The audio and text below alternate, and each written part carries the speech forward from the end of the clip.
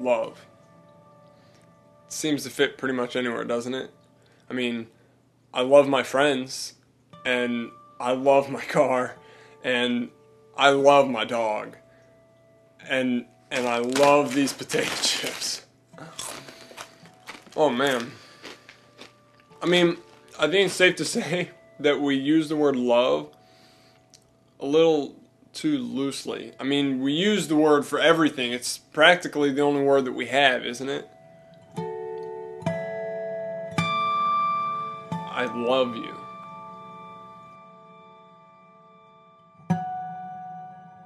And so we have this one tired, worn out English word, love. But the Hebrews, see, they had 3 words for love. And they built on top of each other. One built on top of the next, on top of the next. And the way they worked, they were like bricks. And you start at the base, at the very bottom, and you build up into this cultured, pre-designed form of intimacy between a man and his wife. And you can't have the second or the third word for love without the first. And the first word in the Hebrew text for love is raya. Raya. Raya means that we have entered into a relationship. And I know you're good and you're bad, and I've still decided to walk with you in relationship.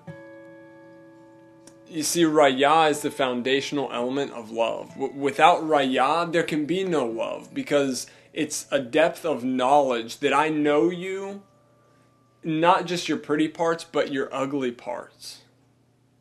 And so raya is not instantaneous. It's experiential. Raya is the most popular word for love in the Old Testament. Like I said, it's experiential. It's based on relationship. It's the foundational element. So a Hebrew would never love his house. That wouldn't even make sense in their language. It's simply that I have seen you. I've really seen who you are, and you have seen who I am, and we are still doing life together. It's starting to sound romantic already, isn't it? The way that God has intended for it to be practiced, to be built, to be lived out. And so we move on to the next.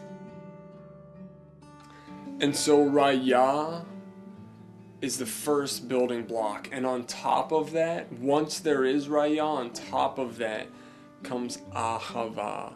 And ahava is this. There is no place that I would rather be than right here, right now, with you. And it just sounds even sweeter, and it sounds even softer and more cozy, doesn't it? And we automatically, when we hear that, we take our minds to this place where the stars are all shining and the moon is bright, and we're sitting on a blanket and it's dark out, and in the background there's some Frank Sinatra playing. My romance doesn't have to have. And we're cozying up together, and we got a little picnic going on, and we lean over and we say, there is no place that I would rather be than right here, right now with you. But the Hebrew word for ahava, it doesn't paint a picture quite like that. The word for ahava would look more like this, okay? Imagine this with me. Imagine with me that you're hiding behind your couch, and your loved one is across the room, and they are throwing stuff at you. And while you're ducking and dodging and you're hiding behind your couch, you just stop and you say, there is no place that I would rather be than right here, right now, dodging this stuff. Ahava means this. I am not going anywhere.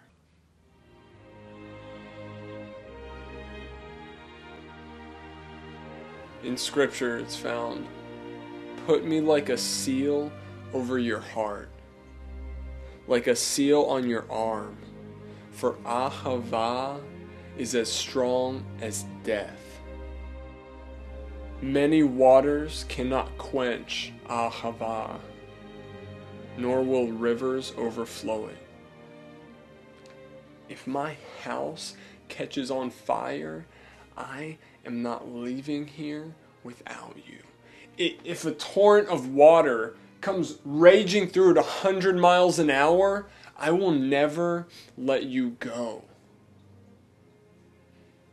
Ahava. I am not going anywhere.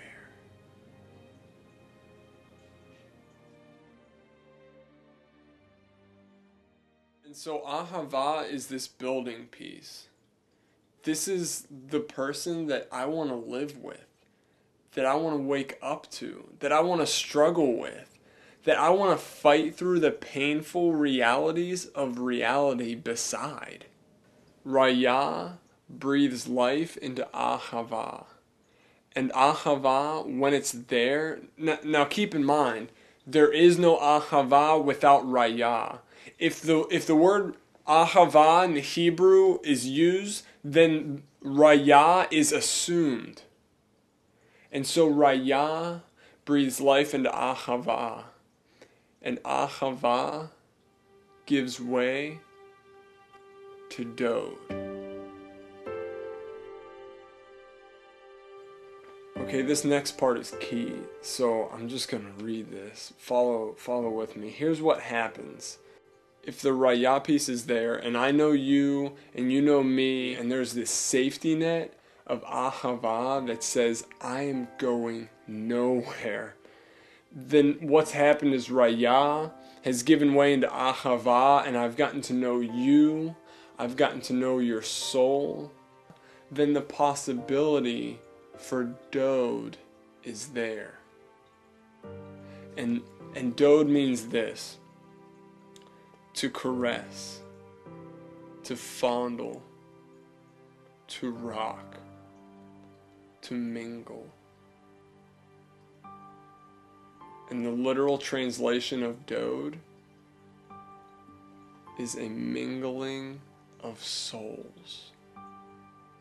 And so we see that when we build on these intended foundational elements of raya, it gives birth to ahava, and then to dode, there is something well beyond the physical.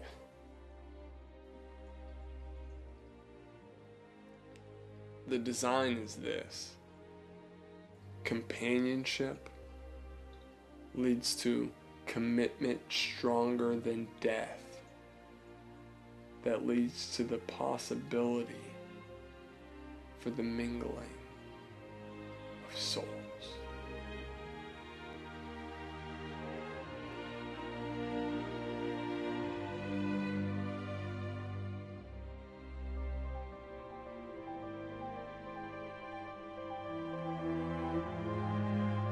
From the creation experience itself, we see that God works in a way of rhythm, of purpose, of order.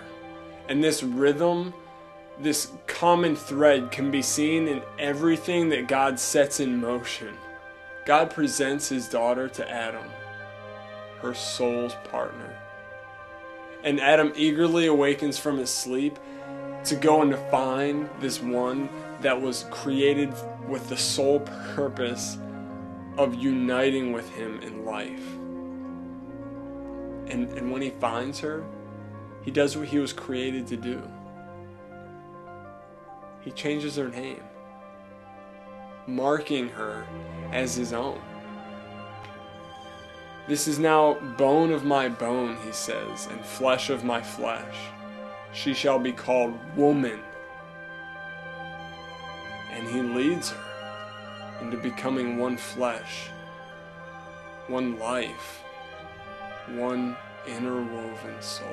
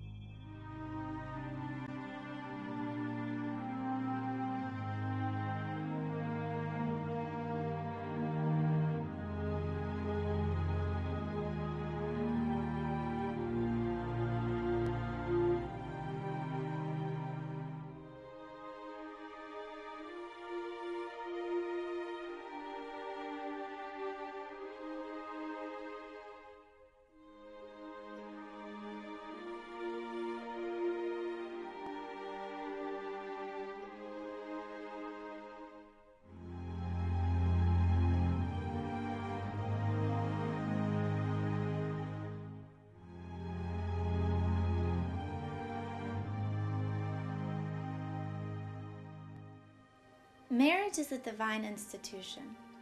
The roles that God has given a Christian husband and his wife are intended to symbolize an even greater reality.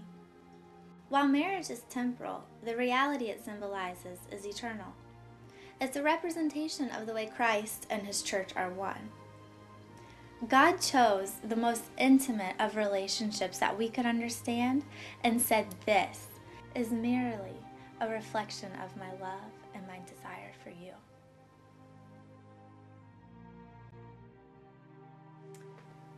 The church is often referred to as the bride of Christ. And to help us better understand this, we need to look back at the traditional Israeli marriage custom referred to in Scripture. Back then, before a man could take a woman to be his bride, his family had to pay the bride price in order to free her to him for marriage.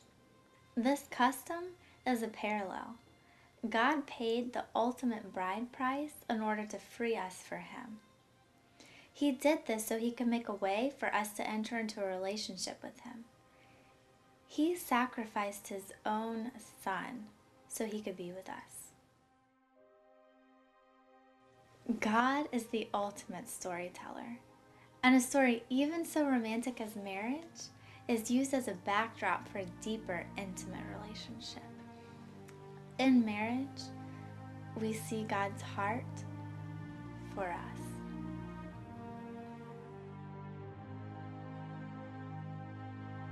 Today, in this ceremony, you are going to witness a covenant born out of symbolism from the greatest storyteller of all time.